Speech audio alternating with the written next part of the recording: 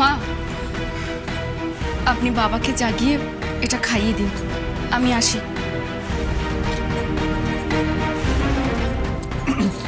গিন্নিমা, আমিও এলাম।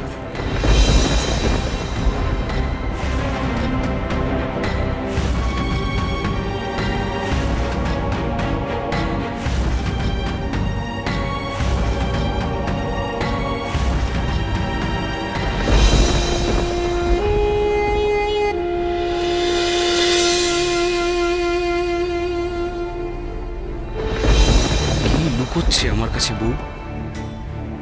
ডাক্তারের সাথে ওর সম্পর্কটা আসলে কি?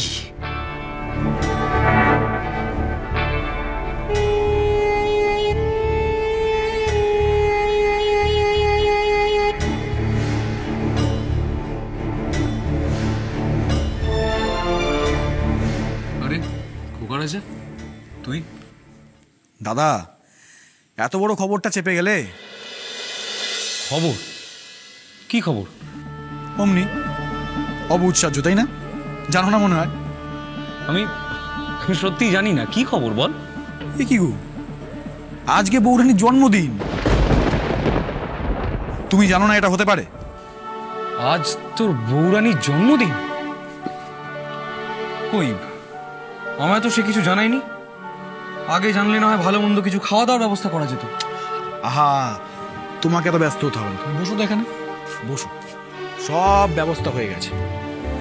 আমি আর কঙ্কাবতী দুজনে মিলে সব কিছু সামলাম। কথায় কথায় ডাক্তারবাবু বললো বলে তাই তো জানতে পারলাম। ডাক্তার বলেছে? হ্যাঁ, ওই দেখো, ওরা দুজন তো পূর্ব পরিচিত। বৌরানী তোমাকে বলেনি? ডাক্তারই তো আমাকে জানালো যে আজ বৌরানীর জন্মদিন। বউয়ের জন্মদিন আছে, ও আমায় বলেনি আর ডাক্তারকে বলেছে? এমনটা তো ঘনিষ্ঠতা না হলে সম্ভব হয় না। কি ভাবছো দাদা? দাদা, এত ভাবনা চিন্তা ছেড়ে তাড়াতাড়ি কাজ ছেড়ে চলে আসো।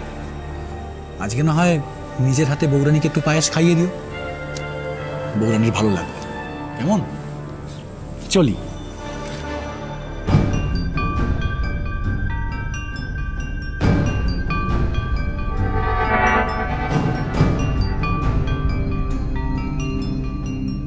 আগে তোর শরীরে বিষ ঢালতাম, চণ্ডী এসে চিকিৎসা করেছে।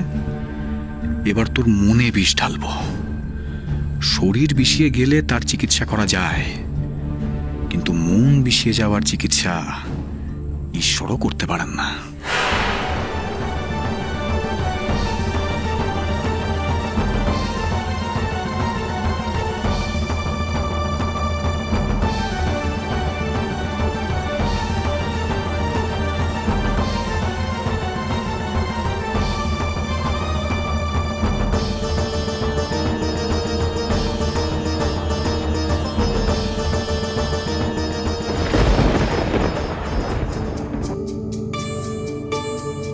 স্বয়ং সিদ্ধা, সোম থেকে শনি সন্ধ্যে ৭টায়, আকাশ ৮-এ।